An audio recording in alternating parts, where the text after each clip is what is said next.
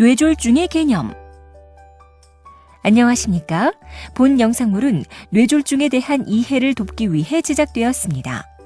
뇌졸중의 위험인자, 증상 및 치료에 대한 전반적인 내용을 숙지하셔서 뇌졸중 예방에 도움이 되시기를 바랍니다. 뇌졸중이란? 뇌졸중은 뇌혈관 질환, 중풍 등으로 불리는 질환으로 어떠한 원인에 의해 뇌에 혈액을 공급하는 혈관이 막히면서 발생하는 허혈성 뇌졸중, 일명 뇌경색과 혈관이 터지면서 발생하는 출혈성 뇌졸중으로 구분됩니다.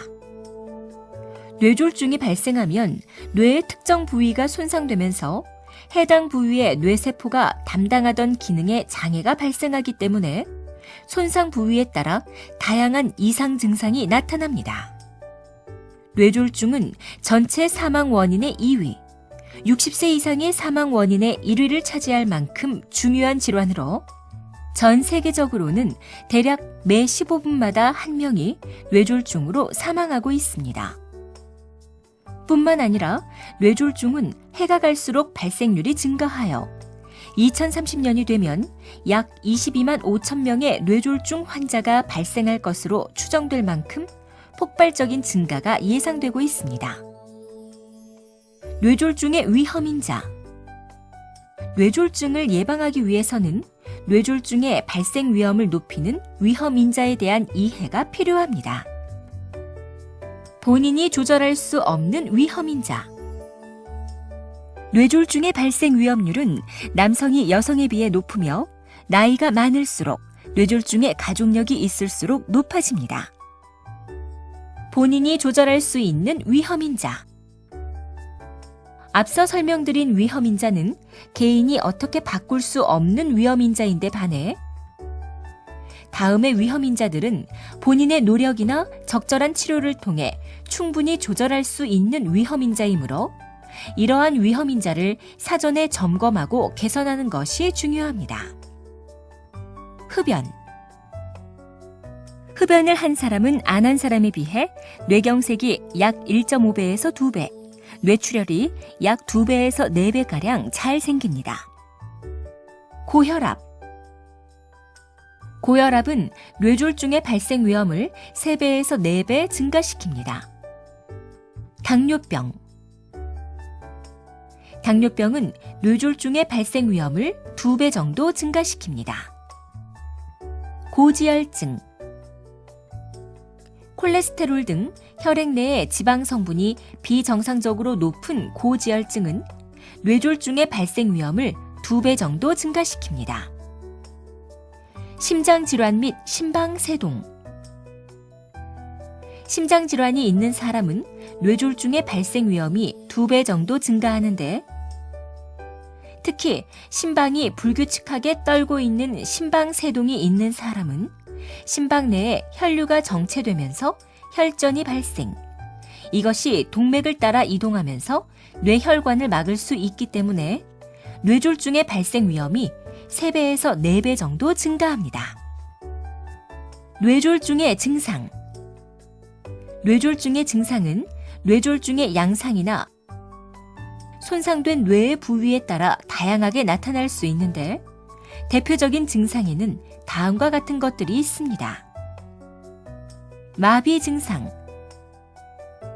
사람의 뇌는 좌우로 구분되며 각 부위별로 고유한 기능을 담당하고 있는데 일반적으로 왼쪽 뇌는 오른쪽 몸의 운동과 감각을, 오른쪽 뇌는 왼쪽 몸의 운동과 감각을 지배합니다.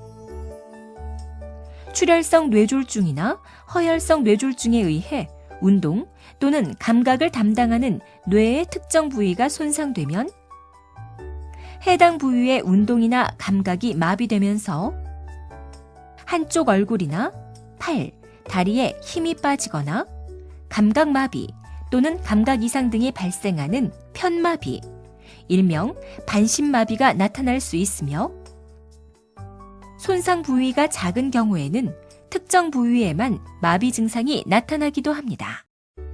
언어장애. 뇌졸중에 의해 언어를 담당하는 뇌의 특정 부위가 손상되면 갑자기 말을 하지 못하거나 글을 읽지 못하는 등의 언어 장애가 나타날 수 있습니다. 시각 장애.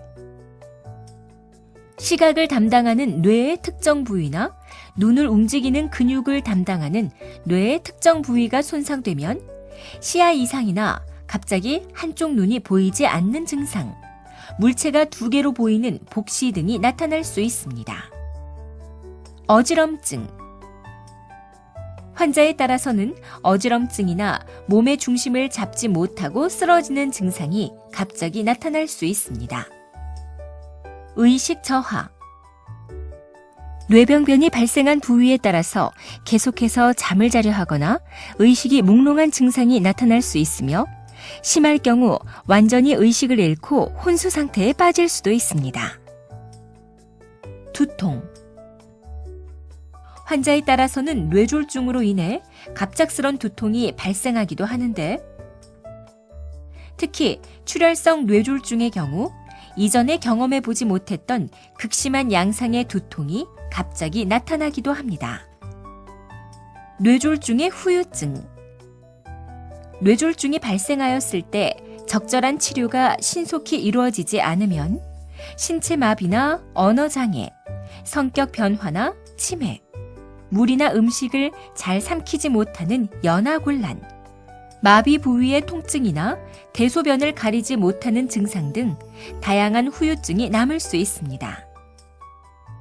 이러한 후유증은 환자 본인뿐 아니라 가족에게도 크나큰 어려움이 될 수 있으므로 적절하고 신속한 초기 대응을 통해 후유증을 최소화하는 것이 가장 중요합니다. 뇌졸중 증상이 발생하면 허혈성 뇌졸중이나 출혈성 뇌졸중이 발생한 상태에서 시간을 지체하면 손상 부위의 뇌세포가 괴사하면서 영구적인 장애가 발생합니다. 그러므로 뇌졸중을 의심할 수 있는 증상이 발생하면 최대한 빠른 시간 이내에 응급실을 방문하여 정확한 진단과 적절한 치료를 받는 것이 무엇보다 중요합니다.